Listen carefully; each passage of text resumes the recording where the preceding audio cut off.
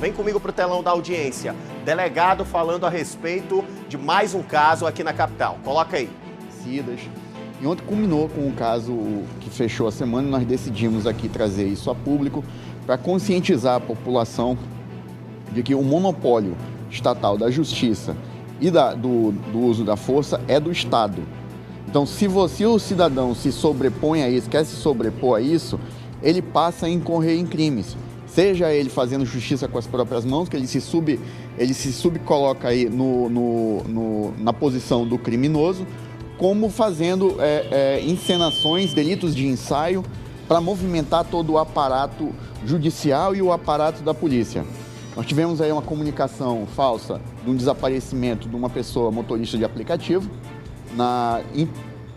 Utilizamos todas as diligências investigativas necessárias, nós movimentamos o Corpo de Bombeiros, nós movimentamos a estrutura do canil, nós movimentamos a perícia, nós movimentamos o aparato judicial, com o Ministério Público e Judiciário, e tudo isso para nós chegarmos aí à conclusão de que esse teria sido aí um delito de ensaio. Não havia um desaparecimento propriamente dito e não havia aí muito menos a questão do sequestro. O que fica, que nós deixamos aqui em nome da DHS, da Polícia Civil, que nós alertamos para as pessoas que pretendam fazer isso daí, vocês serão descobertos e vocês responderão nos termos da lei pelo crime que vocês cometeram. Quem faz essa comunicação falsa de crime, ou quem imputa a alguém um crime falso de que sabe que é falso, ou incorre numa denunciação caluniosa, ou vai incorrer aí numa falsa comunicação de crime. Olha só, Alisson Mota, o delegado acaba de ressaltar detalhes sobre o caso Maxwell de Souza Barroso. Ele que tinha desaparecido de casa após supostamente receber uma chamada, uma corrida para poder para poder fazer ali o transporte por aplicativos, mas na realidade tudo era uma falsa maquiagem, era uma maquiagem de um caso para tentar se esconder. E a gente vai continuar ouvindo o delegado aqui, daqui a pouco trago mais detalhes. Isso há poucos dias.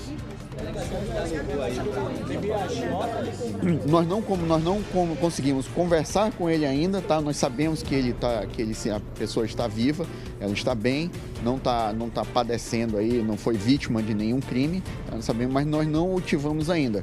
Se ele comparecer, nós vamos fazer as notificações necessárias para esclarecer de fato aí o que aconteceu. Agora, doutor, a esposa dele, o irmão dele sabiam do que estava acontecendo, doutor, que ele estava fazendo isso? O decorrer foi nós empregamos toda a nossa equipe, como eu falei, todo o aparato, não só da polícia, da segurança pública, porque envolveu outras polícias além da DHS, como também do judiciário e da perícia, tá? Isso foi durante uma semana de intensas atividades, na tentativa aí de solucionar aquilo que sugeria-se ser um crime de início. Então nós arrematamos esse indicativo de que ele estaria vivo e bem apenas na tarde de ontem.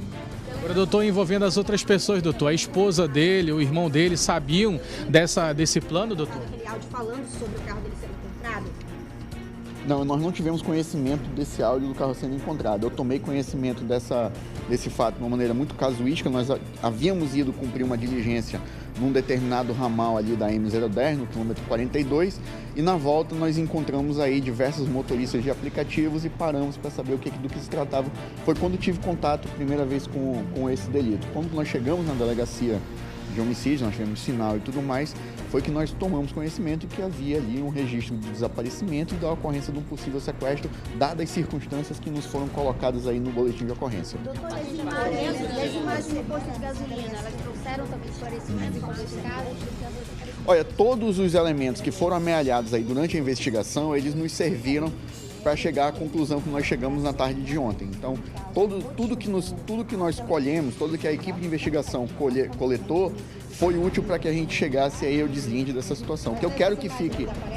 O que eu quero que fique dessa entrevista, dessa reportagem, é que a falsa comunicação e a denunciação caluniosa são crimes e as pessoas por ela que praticam esses crimes serão responsabilizadas. Então, pensem bem antes de fazer antes de criar delitos de ensaio, né, para que não movimente não só o aparato da segurança pública, como também o judiciário, porque vocês vão responder por desídia de vocês.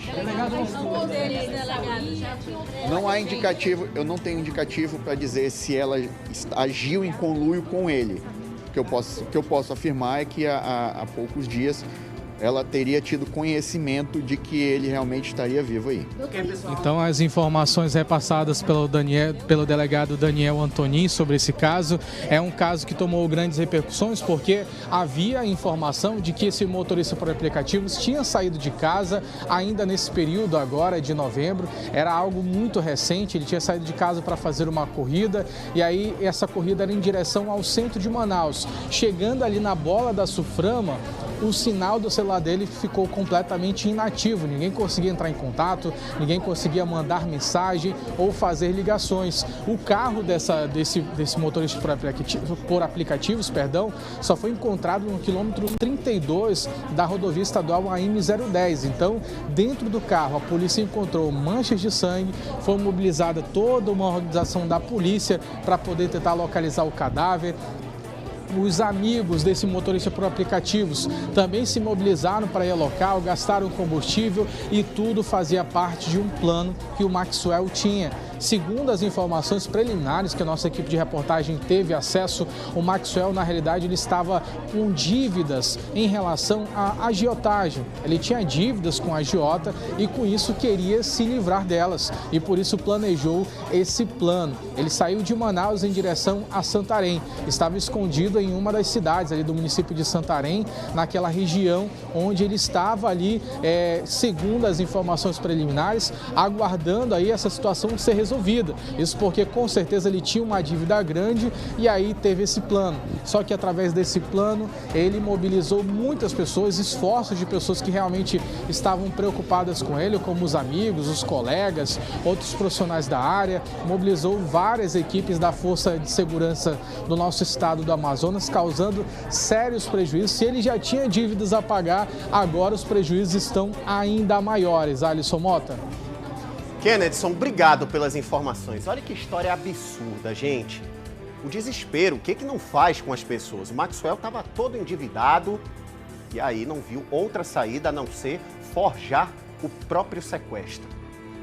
Toda uma força de segurança, toda uma mobilização aconteceu para tentar localizar o Maxwell. Pode encher a tela com as imagens. O carro dele foi encontrado em um ramal na M010, o Corpo de Bombeiros fez buscas, policiais militares, cães farejadores, moradores da região, motoristas de aplicativo que se sensibilizaram com o caso, também se mobilizaram em torno do Maxwell, para 10 dias depois a gente descobrir que toda a história foi uma mentira inventada por ele mesmo e que os familiares podem ter participado. A Polícia Civil não confirma a participação dos familiares, mas confirmou que há alguns dias a esposa do Maxwell teve conhecimento de que ele estava vivo, onde ele estava, enfim. Por que não comunicou? Por que não procurou as autoridades para falar que o Maxwell tinha sido localizado? Provavelmente tinha culpa no cartório, eu estava tentando acobertar o Maxwell depois que ele revelou todo esse plano mirabolante dele. Agora é aquela velha história. Tá endividado? Beleza. Se envolveu com agiota? Arriscado, a gente sabe muito bem. Agora, comunicar um crime que nunca existiu, isso aí não pode acontecer. Mobilizar as forças de segurança para nada, isso também não pode acontecer. A polícia podia estar em outro canto, agindo em outras buscas por alguém que realmente estivesse precisando ser encontrado. Já o Maxwell não, estava escondidinho ali, tranquilo, longe dos cobradores, de quem queria pegar ele, de quem queria cobrar essa dívida, enquanto as pessoas ficavam procurando por ele.